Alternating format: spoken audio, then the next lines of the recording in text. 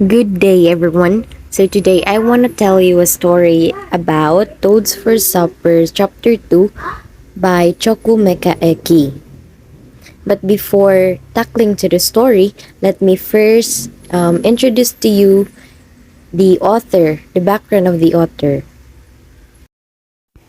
So, this man over here is no other than Vincent Chukwumeka Eki.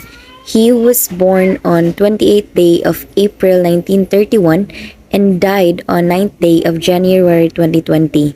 He is best known for his social satire and sarcasm. So he was also a modern Nigerian writer. Chukwumeka Eki is a prolific Nigerian writer who published 17 books in total, which includes 11 fiction and 6 non-fiction books. He belonged to the royal family of Ndilikionwu in eastern Nigerian because his father was a king and a civic leader. Eki was greatly inspired from the work of Chinua Achebe, and he also served as a focal member in Chinua Achebe's magazine club. So who among you here familiar about of Chinua Achebe? So he was one of the African well-known writers. Na-discuss po din nato siya sa time nato sa Afro-Asian. So, when it comes to his career, he started his career as a primary school teacher. Then after the Nigerian Civil War, he was appointed as the Chairman Planning and Management Committee of the university. He was also responsible for reopening and managing the institution as the interim chief executive immediately after the war. Okay, so much for that. Now let's proceed to the synopsis of this story. So Eki's first novel focuses on student life at the University of Southern Nigeria in the years leading up to the country's political sovereignty. He took advantage of his experience with two of his students, Amadi Chukwumeka, in the rural eastern Nigerian village of Ezenku and Aduk Uluwu in the western Nigerian city of Elisha. It is to highlight the undergraduate life during a pre-independence era.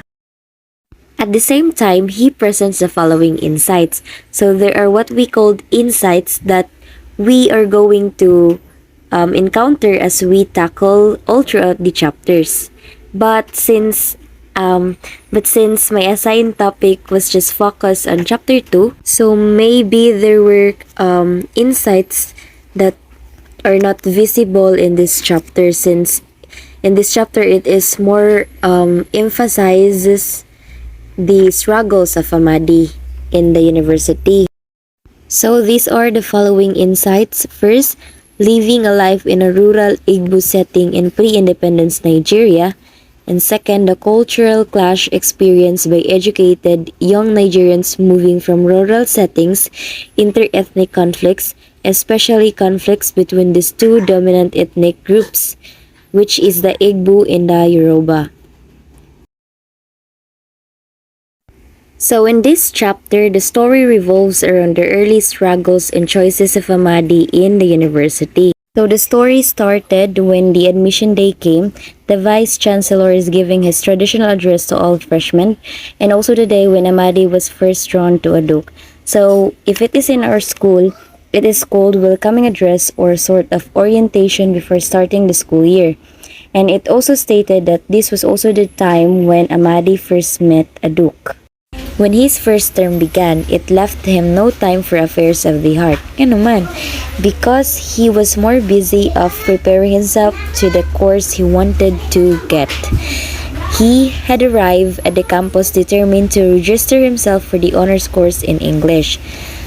So by the way, honors course or known as the BA Honors English course is a 3-year undergraduate program focused in providing knowledge and training to students about the different areas of English literature.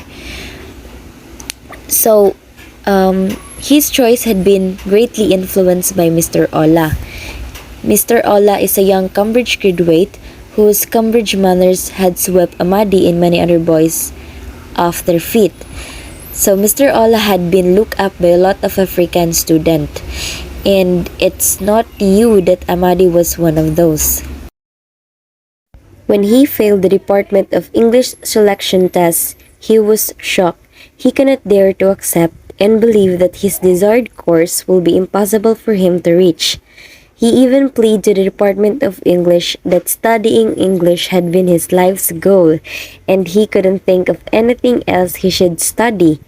But his argument was only rejected. It came to a point where he did his best just so he can get the course he really wanted to enroll. Motto ang first, he pleads. Second was when he attempted to go in the house of the professor just so he can beg again and hoping he can melt the cold heart of the professor. But Chima, his friend, stopped him because she knew that Professor Geoffreys is such a rude and a negrophobist man, meaning he has a prejudice against black because for him, he believes that Africans are unable to understand English language.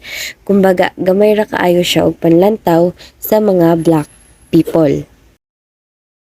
Then after a lot of attempts, an idea struck him that if he could not read what he had dreamed of reading, why not revert to the course of his people wanted him to take, which is magmedicine.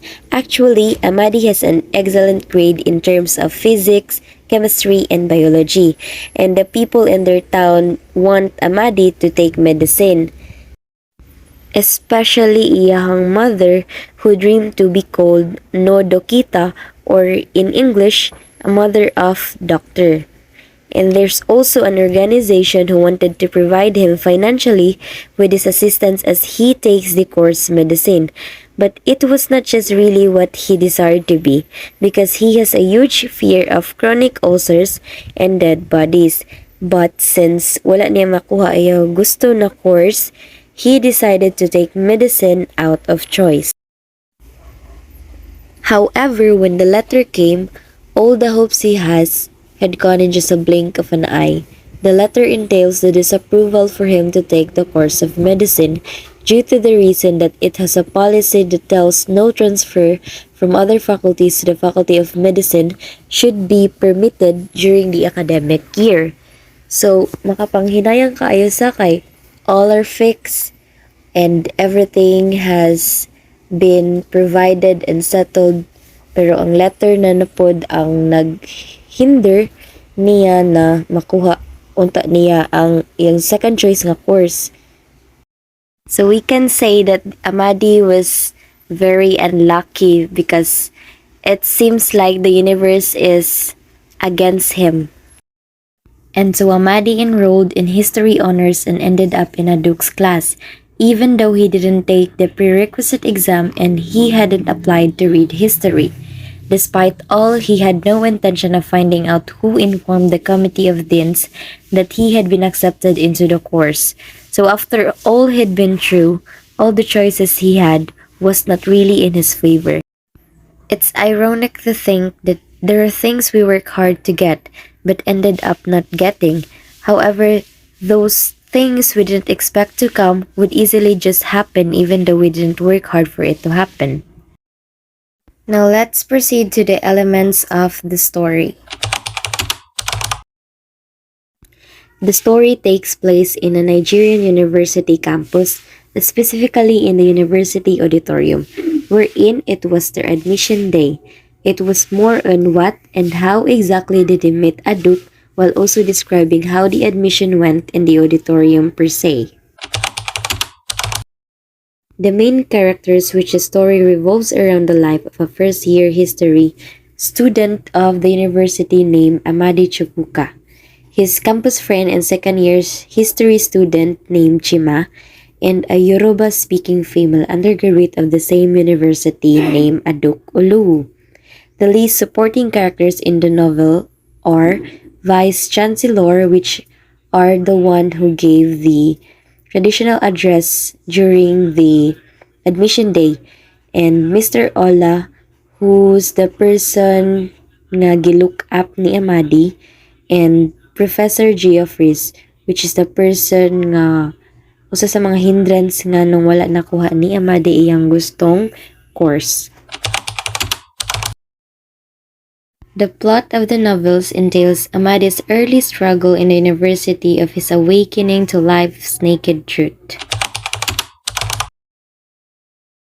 The conflict started when unforeseen difficulties arose at the beginning of his first term at the university, meaning he may finally meet a duke, yet he has no time for affairs of the heart, because he was more determined to register for the honors course in English. It struggles him knowing that he cannot get what he wants because he feels that everything seems falling apart. First was when he failed the selection examination set by the English department. Second, the professor seems like a big hindrance in his desired course. Third, due to out of choice, he has to accept and take the course which everyone desires him to take, which is the medicine, although he has a high grades in subjects like physics, chemistry, and biology. It didn't interest him to pursue medicine because he was disgusted with chronic ulcers and afraid of dead bodies.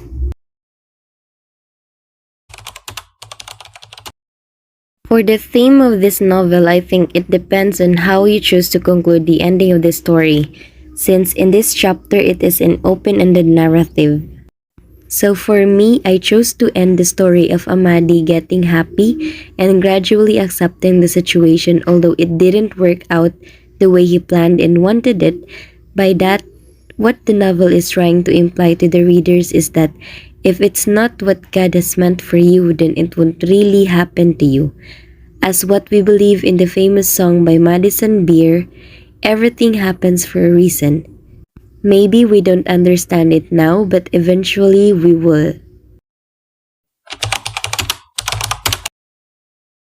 The point of view of the novel is in third person's point of view. It was exactly 5 months ago, one early evening in October. The tone is a mix of emotions depending on what or whose point of view has been expressed. For instance, there's a part of Amadi's story wherein the author's tone shows formality and humor. Lastly, the style of the story is a narrative and descriptive style.